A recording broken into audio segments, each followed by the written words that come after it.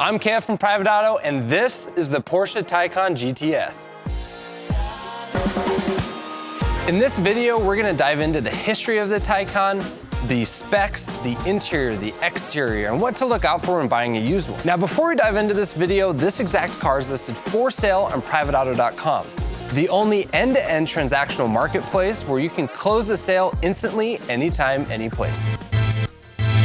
Now let's dive into the history. The Porsche Taycan was first debuted at the 2019 Frankfurt Motor Show. This is Porsche's first electric vehicle, meaning it's the foray into the EV market for Porsche. When the car finally launched in 2020, up until now, 2024, they've sold roughly about 20,000 units of the Taycan. There's actually some history in the name. Taycan references the horse or colt in Porsche's logo. In Turkish, Tay stands for colt, aka a young horse, and Kan stands for lively. So put those together, lively, young horse, and that's what's in the emblem of Porsche. This car was also the first ever electric vehicle to use the 800-volt battery pack instead of the typical 400-volt battery pack that had been used up until this car. It's also the first car on Porsche's YouTube channel that has a how-to video, as in how to pronounce the name, which has been viewed over 340,000 times.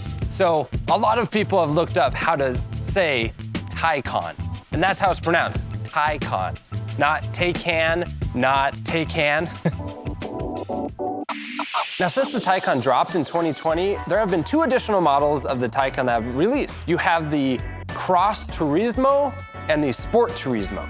Now, both of these are more like wagon-ish than this one here, and there's a little bit of a difference there as well. The cross-turismo is like the off-road wagon version of the Taycan. It's slightly lifted, has a more rugged look, has more body cladding, and it also has some cross features such as all-wheel drive standard, as well as a gravel driving mode. The Sport Turismo version is like the sporty version of the Cross Turismo. So you get rid of the cross features, it's rear-wheel drive standard, and it has less of an off-road look to it. Now let's dive into the trims of the Taycan. There are quite a few.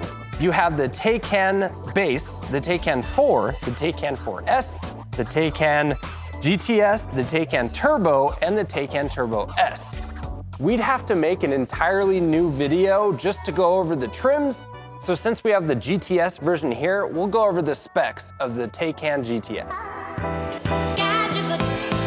Now let's dive into those specs. Now this car was first released in 2022 as it's the GTS model, and it has a 93.4 kilowatt hour battery that puts out 590 horsepower with 627 feet-pound of torque.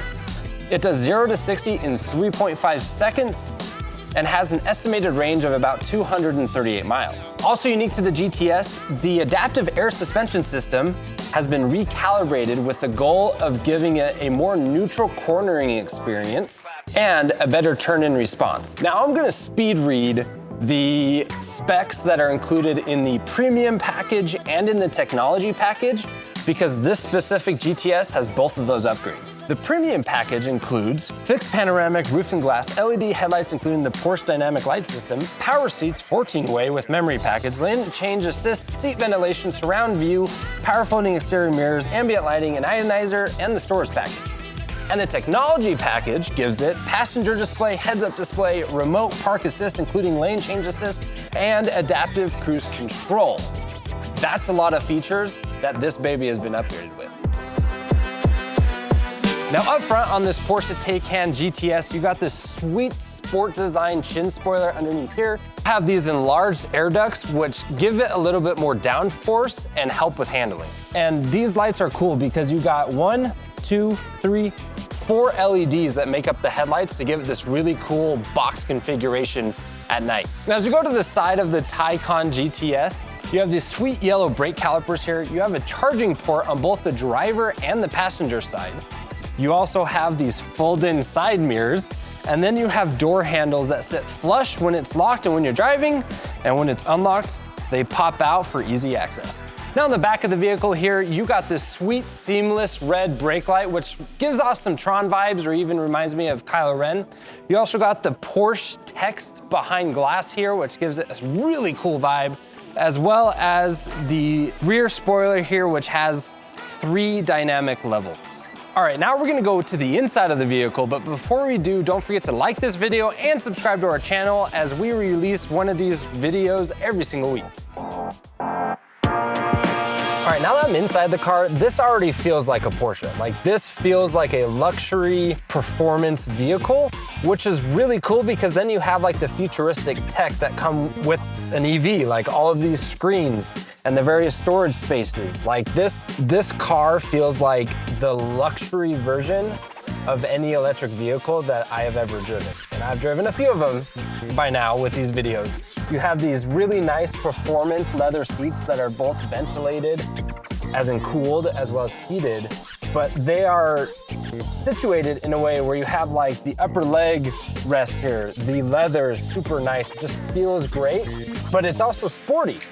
And that's like the Porsche elegance being brought into a car. So this is very much a car manufacturer that has years and years of experience making wonderful and beautiful cars, and then putting the EV and futuristic twist on it. Because you have up here, you have a 16.8-inch curved display for your instrument cluster.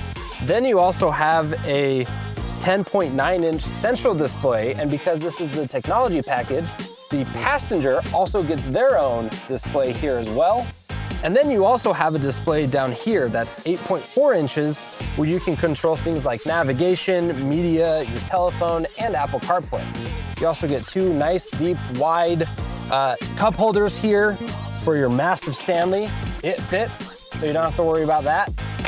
And you also have your chronometer up here, which can keep track of time, of course, but then if you are doing like lap times, you got this baby right here in the center console.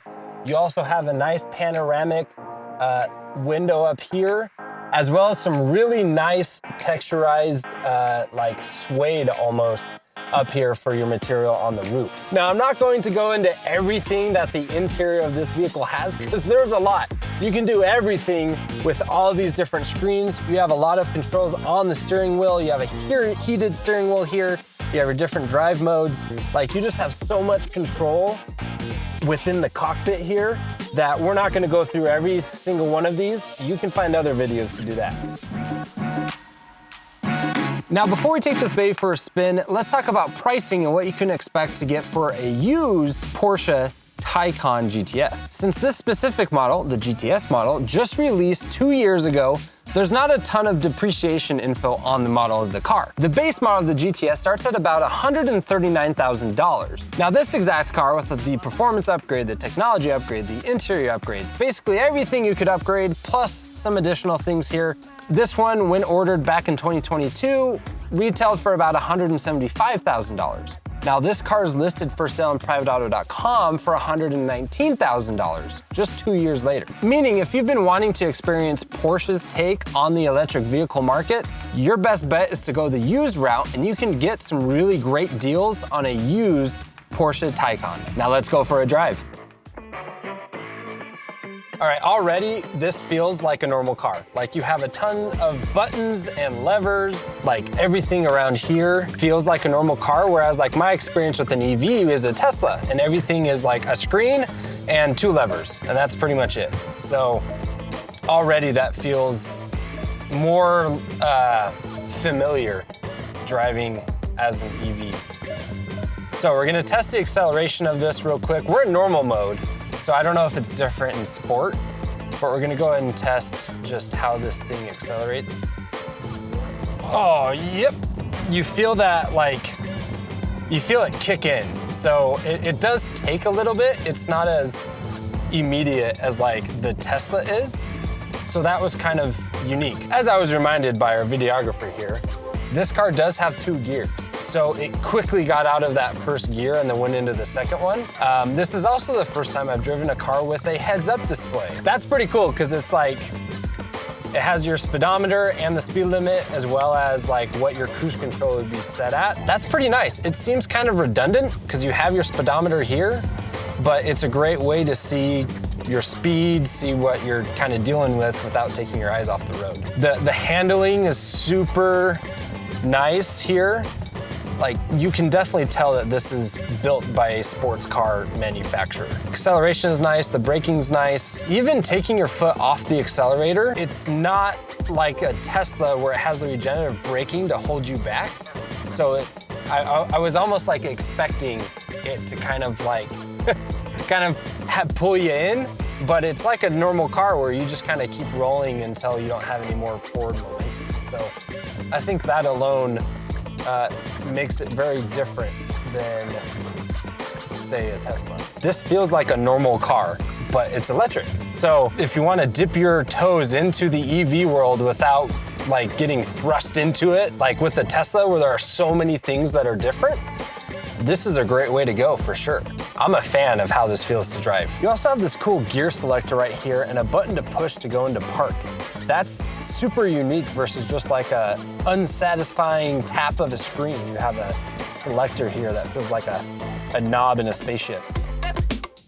Now let's talk about some final thoughts on the Porsche Taycan GTS. If you've been wanting to dip your toe into the EV market without sacrificing the luxuries that come with an automobile manufacturer that is known for its performance and luxury, then this car is for you.